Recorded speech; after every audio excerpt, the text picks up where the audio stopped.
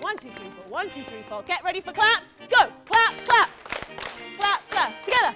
Cock-a-doodle-doo. Okay. The project that we're running at the moment consists of 2 parts.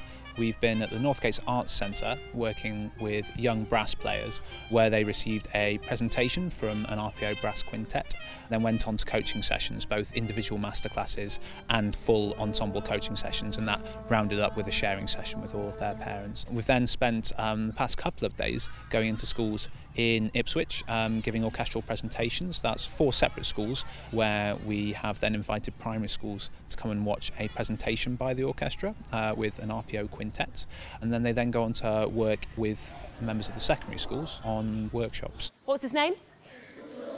And he lived in? And this is what it sounds like when 5 people play the first movement called promenade, which is the French word for promener. It means to walk, that's right.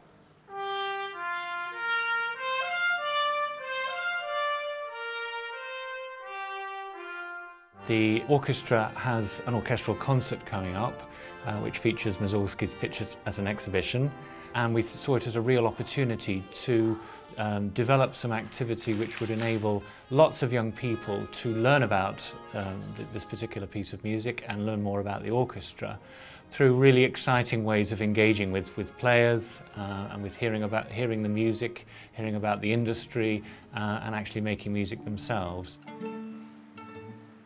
The Brass Festival Day was very special. We had 135 youngsters from the beginner to the most advanced in the county orchestra, and we hope that they will go back into their own schools and environments.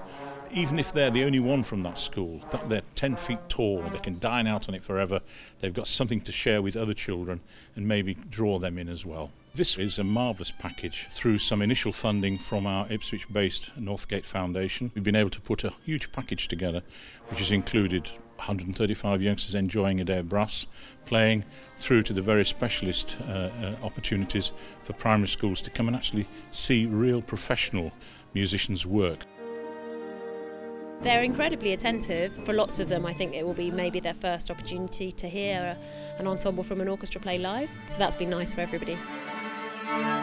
Royal Philharmonic Orchestra has had a very long established and illustrious community and education programme, which means they've been doing work in schools and community settings for many, many years.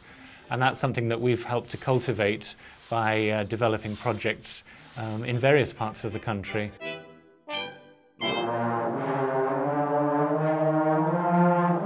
Ordinary Ipswich youngster, ordinary Suffolk brass player, coming into contact with players of world-class quality, broadening those horizons, all of that is part of our work. It's not just about teaching a few children to play musical instruments, it's about making music at its best possible level, accessible to all.